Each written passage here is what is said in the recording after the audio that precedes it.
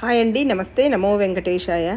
ఈరోజు 4వ రోజు సేవ మాకు కోదండరామస్వామి దేవాలయంలో వచ్చిందండి. అందుకు అందరము రెడీ అయిపోయి విష్ణు నివాసం కిందనే ఉన్న ఈ హోటల్కి వచ్చామండి. ఇక్కడ కాఫీ, టీ, మనకు కావాల్సిన టిఫిన్స్ ఉంటాయండి. ఇక్కడ మేము ఎవరికి కావాల్సిన వాళ్ళు తినేసి మేము బయలుదేరాము. శ్రీ కోదండరామస్వామి దేవాలయం అండి ఇది. ఇక్కడ స్వామివారు వెంకటేశ్వర స్వామి అవతారంలో రాముల వారు చాలా పెద్దగా ఉంటారండి.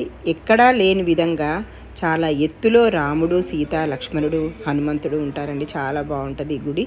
ఇక్కడ మాకు పూలు అల్లడం సేవ ఇచ్చారండి. పూలు అన్ని విడదీయడం, అల్లడం, చాలాసేపు ఈ పూల దగ్గరే కూర్చున్నాం.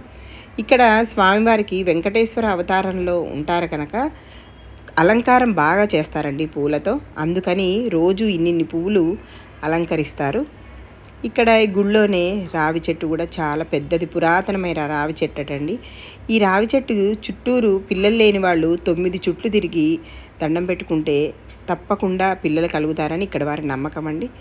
అదే గుడి ఎదురుగుండా హనుమంతుడు దేవాలయం అండి. ఇది కూడా చాలా బాగుంటుంది. హనుమంతుడు అక్కడ కూడా పూజ చేయించుకొని అందరం సేవ అయిపోయిన తర్వాత విష్ణు నివాసానికి వెళ్ళిపోయి అక్కడ రెడీ అయిపోయి అందరం ప్యాక్ చేసుకొని పైన తిరుపతికి వెళ్తున్నామండి. తిరుపతిలో 3 రోజులు సేవ, 4వ రోజు సేవ అనంతరం పైన తిరుమలకి వెళ్ళాలండి. ఇలా ఒక చిన్న 15 మందికి సరిపడా ఒక బస్ మాట్లాడుకొని మేము పైన తిరుపతికి వెళ్తున్నామండి. కింద ఉన్న 4 రోజులు సేవకని తిరిగామే కానీ సేవ అన్నట్టు అనిపించిందండి. కానీ తిరుమలకి వెళ్తుంటే, పైకి వెళ్తుంటే మాత్రం నిజంగా అసలు శ్రీవారి సేవ అని చాలా బాగా అనిపించింది. మేము పైకి వెళ్ళేసరికి ఇక్కడ మధ్యలో టోల్ గేట్ దగ్గర చెకింగ్ ఉంటుంది కదండి. ఆ టోల్ గేట్ చెకింగ్ చేసుకొని తిరుమలకి బయలుదేరామండి.